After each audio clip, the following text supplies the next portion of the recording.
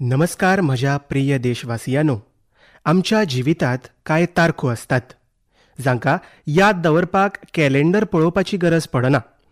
आयज 26 जुलय ही अशीच एक तारीख. आयज कारगिल विजय दिवस. हो दीस आमकां अभिमानान भरता.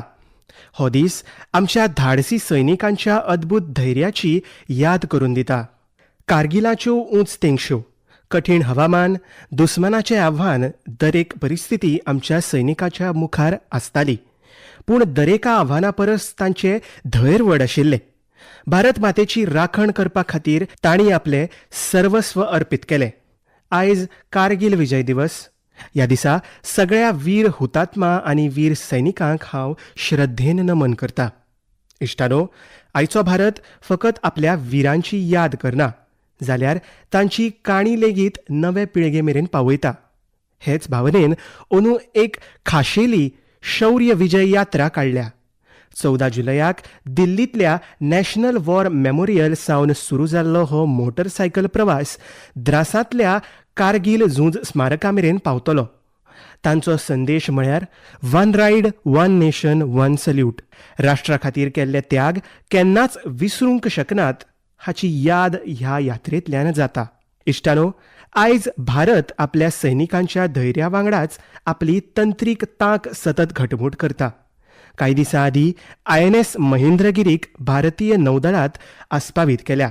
हे अर्विल्ले झुजारी जहाजाचो डिझायन भारतांतच केला आनी ते तयार लेगीत भारतांत केल्ले आसा.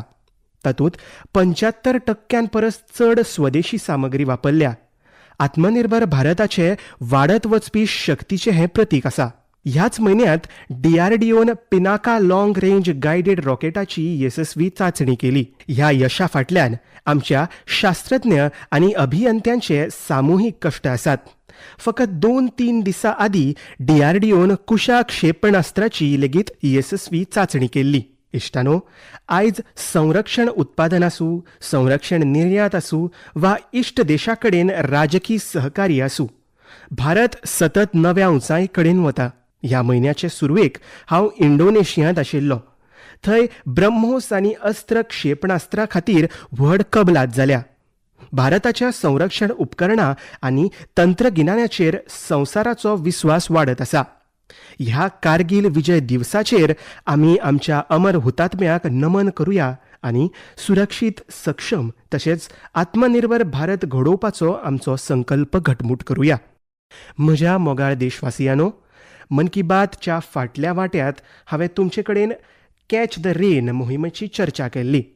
पावसाचो दरेक थेंब वाटोवपाची ही मोहीम सामुहीक चळवळ करची अशी विनंती हांवें केल्ली. कॅच द रेनचो संदेश सामको सादो. पावस पडटा थंय पडटा तेन्ना उदक वाटोवचें. देखून 4 जुलय सावन देशभरात एक खाशेली मोहीम चलता. हाचे खाला पावसाचें उदक एकठांय करप, भुंयगत उदक रिचार्ज करप, पोन्न्या उदका स्त्रोतांचें पुनरुज्जीवन आनी झाडां रोवप हांकां नवी चालना गती दिवप चालू आसा. गांव आसूं वा शारां आसूं, पंचायती आसूं वा सामाजीक संस्था आसूं, सगळे कडेन लोकांनी उमेदीन वांटो घेतला म्हूण म्हाका खूब खोस जाता. कांय कडेन पोन्न्या तळ्यांतल्यान गाळ काडपाक लागल्यात. कांय कडेन बांयांक नवें जीवन दिवपाक लागल्यात. बंद पडिल्ल्यो बोरवेल आतां भुंयगत उदक रिचार्ज करपाचें माध्यम जावपाक लागल्यात. इश्टानो, मध्य प्रदेशांतल्या सिधी जिल्ल्यांत सुमार 1,500 तळयो बांदल्यात. नरसिंगपुरांत अमृत सरोवराक सोबीतकाय हाडल्या. महाराष्ट्रांतल्या नाशिकांत व्हड प्रमाणांत उदक वाटोवपाची तांक विकसीत केल्या. आंध्र प्रदेशांतल्या नंदयालांत सगळ्यो ग्रामपंचायती हे मोहिमे कडेन जोडिल्ल्यो आसात आनी पोन्न्यो तळयो परतून उपेगांत हाडपाक लागल्यात. आमची शाराय फाटी ना. छत्तीसगडांत कोरबा, ओडिशांत भुवनेश्वर आनी आंध्र प्रदेशांत विजयनगरांत हे मोहिमेचे प्रोत्साहन दिवपी परिणाम दिसतात. येयात, आमी लेगीत आमच्या शेजारांतल्या खंयच्याय तळ्याची, बांयांची वा स्टेप वेलाची जापसालदारकी घेवया. उदकाचो दरेक थेंब वाटावया. आयज वाटायल्लो दरेक थेंब ही येवपी पिळग्यांच्या फुडारा खातीर सगळ्यांत व्हडली संपत्ती आसा. म्हज्या मोगाळ देशवासियांनो, फकत कांय दिसां आदीं ग्लासगो शारांत राष्ट्रकुल खेळ सुरू जाले. दरेक देशवासी भारतीय पंगडाक सतत आपली शुभेच्छा दिता. सगळ्या खेळगड्यांनी आनी एथलीटांनी बरी कामगिरी करची आनी तशेंच लोकांची काळजां जिखची अशी तांची इत्सा आसा. इश्टानो, आमच्या तरणाट्यांनी फाटल्या काळांत खेळां मळार जायती व्हड व्हड कामगिरी केल्या. बॅडमिंटनांत जपान ओपन खिताब जिखपी PV सिंधू पयल्यो भारतीय थारल्या. तिच्या ह्या यशाचो पुराय देश अभिमान बाळगता. भारतीय बायलां क्रिकेट पंगडान लंडनांतल्या लॉर्ड स्टेडियमांत पयलेच खेपे कसोटी मॅच जिखल्या. हें एक ऐतिहासीक जैत आसा. ही मॅच आमच्या पंगडान 270 धांवड्यांच्या व्हड अंतरान जिखली. पूण गजाल फकत इतलीच ना. लॉर्ड्साच्या व्हड इतिहासांत बायलां पंगडा खातीरची ही पयलीच कसोटी मॅच आशिल्ली. 1983 वर्सा भारतान ह्या मैदानाचेर पयले क्रिकेट विश्वचषक जिखले. आतां आमच्या बायलां शक्तीन हांगा देशाचें नांव परजळीत केलां. इश्टानो, कांय ल्हान यत्न खूब म्हत्वाचे आसतात. केरळांतल्या एर्नाकुलमांत दक्षिण चित्तूरांतलो असोच एक खेळा यत्न म्हाका कळ्ळा. थंयच्या एका शाळेंत संस्कृत क्लब आसा. हांगचे शिक्षक अभिलाषजी संस्कृत भाशेक सामके वेगळ्याच प्रकारान लोकप्रिय करपाक लागल्या. ह्या प्रकल्पाक अक्षर कंदूक अशें नांव दिलां. हातूंत संस्कृत अक्षरां फुटबॉलांत वापरिल्ल्या उतरां कडेन जोडून सोंप्या पद्दतीन स्पश्ट करतात. हाका लागून शिकपाचो आनंद मेळटा आनी खेळा कडेनय लोकांचो संबंद वाडटा. म्हज्या प्रिय देशवासियांनो, फाटल्या आयतारा विक्रम-1 च्या यशस्वी प्रक्षेपणाक लागून दरेक देशवासी अभिमानान भरिल्लो आसा. भारतीय अंतरीक्ष क्षेत्राच्या ह्या इतिहासीक खिणाचे आमी सगळे साक्षीदार जाले. खाजगी क्षेत्रान तयार केल्ले हे भारताचे पयले रॉकेट, जाची कल्पना करप लेगीत कठीण आशिल्लें. ती गजाल आमच्या तरणाट्या नवनिर्मात्यांनी केल्या. तांणी अजापीत करपी कुशळटाय, आवड आनी धीर दाखयलो. बरोच तेंप आमचो अंतरीक्ष वाठार खाजगी क्षेत्रा खातीर बंद आशिल्लो. ह्या क्षेत्रांत आवड आशिल्ल्या जायत्या तरणाट्यांक आपली प्रतिभा दाखोवपाची संद मेळनाशिल्ली. तरणाट्यांचें हित मतींत दवरून आमी अंतरीक्ष वाठार खाजगी क्षेत्रा खातीर उक्तो केलो. आयज संवसाराक ताचे परिणाम दिसतात. इश्टानो, आमचे तरणाटे इश्ट विज्ञानांतय भारताची मान उंचायतात. विज्ञान ऑलिंपियाड ही संवसारांतली एक म्हत्वाची सर्त. हातूंत व्हड प्रमाणांत विद्यार्थी वांटो घेतात. ह्याच म्हयन्यांत भौतीक, रसायनशास्त्र, जीवनशास्त्र आनी गणित हांचे ऑलिंपियाड जाले. ह्या सर्तींनी भारतीय पंगडाची कामगिरी उत्कृश्ट आशिल्ली. भौतीक ऑलिंपियाडांत आमच्या 5 विद्यार्थ्यांक भांगरा पदकां मेळ्ळीं आनी भारतान पयलो क्रमांक मेळयलो. फाटल्या दशकांत जाल्ल्या दरेका भौतीक ऑलिंपियाडांत आमच्या देशांतल्या विद्यार्थ्यांक निश्चितपणांत भांगरा वा रुप्या पदक मेळ्ळां. तशेंच आमच्या सगळ्या विद्यार्थ्यांनी रसायनशास्त्र ऑलिंपियाडांत भांगरा पदक जिखलें. आतां मेरेनची ही सगळ्यांत बरी कामगिरी जाल्या. आमच्या सगळ्या विद्यार्थ्यांक जीवशास्त्र ऑलिंपियाडांत लेगीत पदकां मेळ्ळीं. तातूंत भांगरा पदक आस्पावीत आसा. त्याच वेळार आमच्या विद्यार्थ्यांनी गणित ऑलिंपियाडांत 2 भांगरा आनी 4 रुप्या पदकां मेळयलीं. देशांतल्या तरणाट्या सत्तेचो म्हाका खूब अभिमान आसा. भारतांत ऑलिंपियाड आनी हॅकेथॉन संस्कृताय सतत वाडत आसा हें पळोवन उमेद जाता. देशांतले चडांत चड तरणाटे अशा मंचा कडेन आपली आवड दाखयतले आनी भारताचो बावटो उंचायतले हाचो म्हाका विस्वास आसा. म्हज्या मोगाळ देशवासियांनो, जेन्ना तुमकां कितेंय करपाची कुशळटाय आनी आवड आसता तेन्ना दरेक मार्ग सोंपो जाता. काश्मीरच्या वगू ह्या पारंपारीक शेंद्रे संबंदी जावपी यत्नांतल्यान हाची झलक पळोवपाक मेळटा. वेत आनी भाताच्या तणा पासून ती तयार करतात. ही शेंद्री तयार करपाची परंपरा खूब वर्सां पोरणी आसा. हे खातीर सगळ्यांत पयलीं काश्मीरांतल्या दलदल वाठारांतले तण आनी वेत काडटात. वतांत सुकयल्या उपरांत ताका वेचतात आनी मागीर हातान विणपाक सुरवात करतात. 2 कारागिरांक एक शेंद्री तयार करपाक सुमार 4 दीस लागतात. ही शेंद्री वेगळीच आनी इको फ्रेंडली लेगीत आसा. एक व्हडलें खाशेलपण म्हळ्यार गिमाच्या दिसांनी थंडसाण आनी शिंयाच्या दिसांनी उश्णताय मेळटा. पयलीं काश्मीरच्या दर एका घरांत ती दिसताली, पूण फाटल्या कांय वर्सांत ताचो वापर उणो जावपाक लागला. अशे परिस्थितींत श्रीनगरचे गुलाम हुसेनजी आनी तांची धूव तंजिलाजी हांणी संकल्प केलो. दोगांयनी वगू कलेच्या परंपरेक नवें जीवन दिवपाक सुरवात केली. गुलाम हुसेनजी एकदम सादारण घराण्यांतले. ह्या वावरांत तांकां जायत्या आव्हानांक तोंड दिवचें पडलें. पूण वगू सांबाळपाचो तांचो संकल्प अखंड आशिल्लो. कांय काळांतच जायते जाण तांच्या यत्नांत सामील जावपाक लागले. गुलाम हुसेनजी हांणी ही कुशळटाय खूब वाडयली. तांच्या मिशनांत थळाव्या पावंड्यार सरकारी तेंको लेगीत मेळ्ळो. आयज वगू चडांत चड लोकप्रिय जावपाक लागल्या आनी देशांतल्या हेर वाठारांनी लेगीत पावल्या. ह्या यत्नांत वांटो घेवपी सगळ्यांचो म्हाका खूब अभिमान आसा. आयज आमी सगळे थळाव्या उत्पादनाचेर भर दिता. आमी व्होकल फॉर लोकल ह्या मंत्राक पाळो दितात. अशे परिस्थितींत काश्मीराची वगू लेगीत तुमच्या घराचो एक भाग जावचो हाचो एकदां निश्चीत विचार करात. इश्टानो, आमच्या देशांत च्या म्हळ्यार फकत पेय न्हय, ती म्हळ्यार आपलेपणाची भावना. सकाळची सुरवात आसूं, इश्टाक मेळप वा कुटुंबा सयतचो वेळ आसूं, च्या दर एका प्रसंगाचो एक भाग जाता. बरें, च्या कडेन म्हजो संबंद कितें तें तुमकांय खबर आसा. पूण आयज हांव भासाभास करता त्या च्यायेन फकत रूच दिवपाक न्हय, जाल्यार जायत्या भयणींच्या जिवितांत आत्मनिर्भरतायेचो एक नवो सुगंध जोडला. उत्तर प्रदेशांतल्या बिजनोर जिल्ल्यांतल्या लखीवाला गांवांतल्या सेल्फ हेल्प ग्रुपा कडेन संबंदीत बायलांनी विदूर प्रेरणा स्वदेशी हर्बल टी तयार केल्या. तातूंत लिंबू, अमृतवेल, ज्येष्ठ मध, तुळस, कच्ची हळद, दालचिनी, वेलची, मेथी सारकिल्ले सैमीक पदार्थ आसतात. ताच्या खाशेल्या रुचीक लागून आनी गुणांक लागून हे च्यायेक लोकां मदीं खूब उण्या काळात खाशेली वळख मेळ्ळा. प्रयागराजाच्या महाकुंभात आनी दिल्लीच्या आंतरराष्ट्रीय अन्न महोत्सवात हे वनस्पती च्याची खूब तोखणाय जाल्या.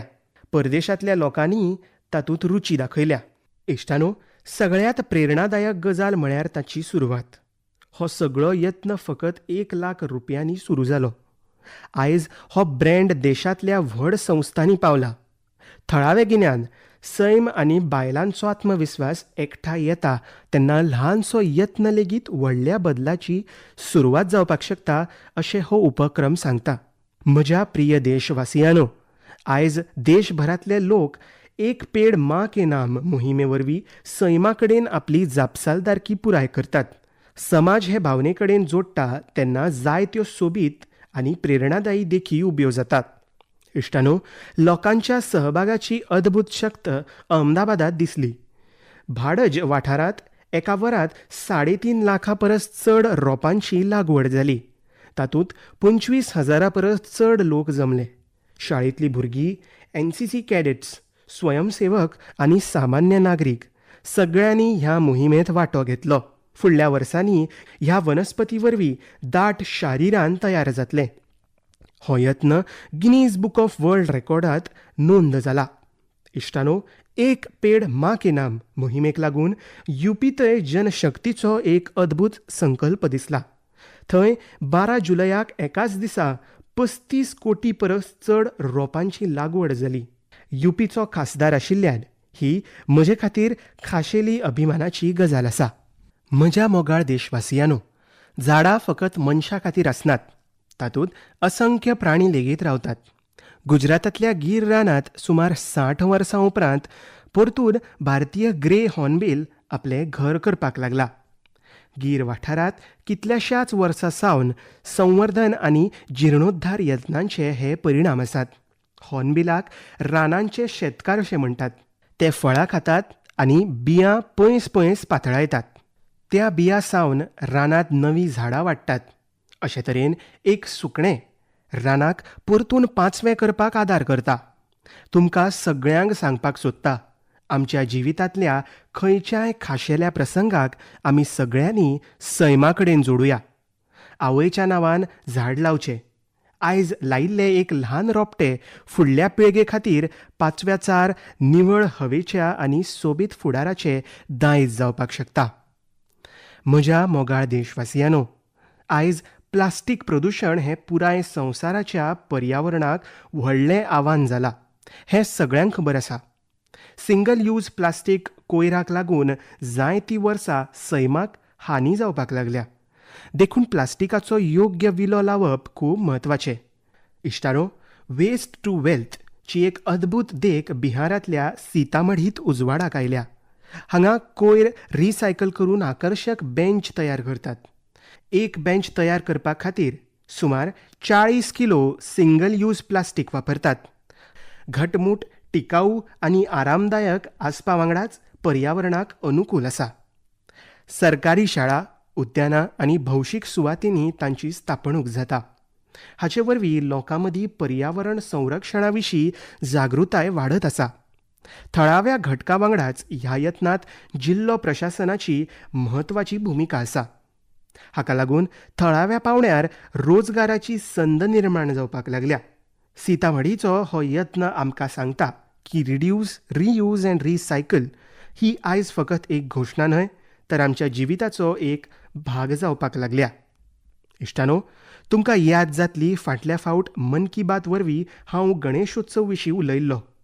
आमच्या देशाचे मातयेंतल्यान तयार केल्ल्या गणेशाची आमी पुजा करची असो आग्रो हांवें केल्लो. पीओपी सावन तयार केल्ल्यो वा परदेशांतल्यान हाडिल्ल्यो गणेशजीच्यो मुर्त्यो सोडून आमी देशाचे मातयेंतल्यान तयार केल्ल्या गणेशजी घरांत स्थापीत करपाक जाय. ह्या विशयाचेर जायत्या जाणांनी म्हाका मॅसेज धाडून आपले विचार मांडल्यात. म्हजी विनंती मान्य केल्या अशें लोकांनी म्हाका सांगलें. थळाव्या मातये पसून तयार केल्ल्या भगवान गणेशाची स्थापना करपाचो तांणी संकल्प केला. लोकांनी बरयला की हे विशीं आदींच मन की बात वरवीं चर्चा जाली. देखून योग्य वेळार योग्य पावल उखलपाक तांकां आदार जालो. हांव परत एक फावट विनंती करतां, हे खेपे गणपती पुजे वेळार देशाच्या मातयेंतल्यान तयार केल्ल्या गणेशाक आपल्या घरांत स्थापन करात आनी ताची पुजा करात. तुमचो हो यत्न सैमाची लेगीत उपासना जातली. म्हज्या प्रिय देशवासियांनो, आतां हांव तुमकां अशा एका व्यक्ती विशीं सांगतलों जाचे विशीं आयकून तुमकां खूब अभिमान जातलो. विज्ञान आनी नवनिर्माणाच्या मळार व्हड उमेदीन वावुरपी मनीस, जांची वळख संवसारांत निर्माण जावपाक लागल्या, पूण अशें आसून लेगीत जे आपल्या मुळा कडेन खोलायेन जोडिल्ले आसात. संद मेळटा तेन्ना ते आपल्या मातयेचो आदर करपाक विसरनात. ती व्यक्ती म्हळ्यार मणिपूरचे डॉक्टर रोनाल्डो लेशरमजी. तांचें नांव रोनाल्डो, पूण ते आसात खगोल भौतीकशास्त्रज्ञ. ते जपानांत काम करतात आनी तरणाट्या आकाशगंगेचो व्हड समूह सोदून काडपी पंगडाचो ते भाग आसात. तांणी कितें केलें तें तुमी जाणा जावन घेतले. खरें म्हळ्यार तांणी मणिपुरांतल्या एका सोबीत तळ्या कडेन जोडून ह्या पुराय पंगडाचें नांव लोकटक प्रोटो क्लस्टर अशें दवरलां. लोकटक हें एक सामकें व्हड गोड्या उदकाचें तळें. लोकटक तळ्यांतलीं उफेंती जुंवी एकठांय येवन एक वेगळोच आकार करतात. व्हड दर्यांत ल्हान ल्हान जुंवे उफेतात अशें दिसता. तेच प्रमाण ह्यो तरणाट्यो आकाशगंगा अंतरिक्षांत एक व्हड रचणूक तयार करतात. आयज मणिपूरचो लोकटक फकत देशाच्या नकाशारूच न्हय जाल्यार व्हड संवसारांतय परजळटा. ही कामगिरी दरेका भारतीयान अभिमान बाळगपा सारकी आसा. हाका लागून आमच्या तरणाट्या इश्टांक कळटा की आपल्या परंपरे कडेन जोडून रावन लेगीत नव्या उंचायेर पावंक मेळटा. ही अशीं मुळां आसात जी नखेत्रांचो संवसार लेगीत उजवाडाक हाडूंक शकतात. म्हज्या प्रिय देशवासियांनो, कांय दिसांनी 7 ऑगस्टाक आमचो देश राष्ट्रीय हातमाग दीस मनयतलो. ह्या निमतान आमी आमच्या विणकार भाव भयणींची कुशळटाय आनी सर्जनशीलताय मनयतात. पिळग्यांनी चलत आयिल्ली परंपरा आमचे हे इश्ट मुखार व्हरतात. इश्टानो, हातमागांतल्यान तयार केल्लो दर एक कपडो खंयच्या ना खंयच्या प्रदेश, समाज आनी ताचे कडेन संबंदीत आशिल्ल्या असंख्य लोकांची काणी मुखार हाडटा. भारताचें सांस्कृतीक दायज अभिमानान सांबाळून दवरपी हेच लोक. आमी हातमागाक उर्बा दिवची आनी आमच्या विणकाम इश्टांक मान दिवचो अशी विनंती आयज हांव करतां. व्होकल फॉर लोकलची भावना आनी घटमूट करुया. इश्टानो, आयज देशांत हातमागाचो प्रचार जसो जाता हाका लागून व्हड संख्येन लोकांचें जिवीत सुदारपाक लागलां. पोचमपल्ली ते पटना मेरेन आनी कुथमपल्ली ते कच्छ मेरेन हाची जायतीं उदाहरणां पळोवपाक मेळटा. आयज आमचे हातमागाचे गौरवशाली परंपरेक नवी उर्जा आनी अस्मिताय दिवपी जायते लोक आनी पंगड आसात. कांय जाण पोचमपल्ली इकत ची सोबीत परंपरा मुखार व्हरतात, जाल्यार कांय जाण बायलां विणकारांक जोडून लोकर उत्पादनां तयार करतात. कांय लोक केरळांतली पारंपारीक कसावू कला तिगोवन दवरतात. हाका लागून आमच्या आवय भयणीकूय रोजगार मेळपाक लागला. इश्टानो, आनीक एक विशय जो हांव खासा सांगपाक सोदतां तो म्हळ्यार खादी. खादी महात्मा गांधीक खूब प्रिय आशिल्ली हें सगळ्यांक खबर आसा. खादी फाटल्या कांय वर्सांत सामकी लोकप्रिय जाल्या. फाटल्या 12 वर्सांत तांची विक्री 6 पटींनी वाडल्या. विक्रीचो आंकडो आतां 8,000 कोटी रुपयां मेरेन पावला. येत्या त्या उत्सवा वेळार खादीचें खंयचें तरी उत्पादन, हँडलूम वा हँडीक्राफ्ट घेवपाचें आव्हान तुमकां सगळ्यांक करता. म्हज्या प्रिय देशवासियांनो, भारतांत कितले प्रकारची वाद्यां आसात अशें विचारल्यार तुमी विचार करतले, कारण आमचे कडेन जायतीं वाद्यां आनी तांचे कडेन संबंदीत परंपरा आसात. अशेंच एक वाद्य म्हळ्यार त्रिपुराचें चोंगप्रेंग. थंयच्या आदिवासी समाजांत तें खूब लोकप्रिय आसा. बांबू पासून तयार केल्ल्या ह्या वाद्याक 3 तारू आसता. तातूंतल्यान निर्माण जावपी धून खूब सुरेल आसता, जी सरोद भशेन आसता. कांय कारणांक लागून तरणाट्यां मदीं ताची लोकप्रियता उणी जावंक लागिल्ली. अशे परिस्थितींत सूरज कुमार देबबर्माजी हांणी ताका परतून लोकप्रिय करपाचो संकल्प केलो. आयज तांच्या यत्नाक फळां येवपाक लागल्या.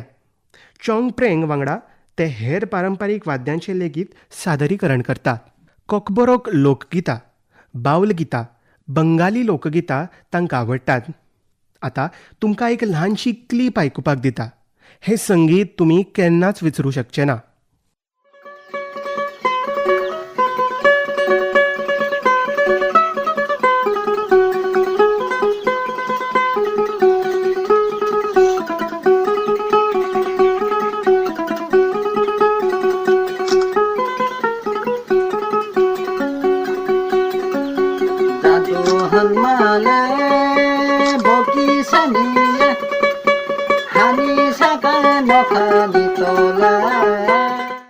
इश्टानो, हें आयकून तुमकां खूब खोस जाले आसतली हाचो म्हाका विस्वास आसा.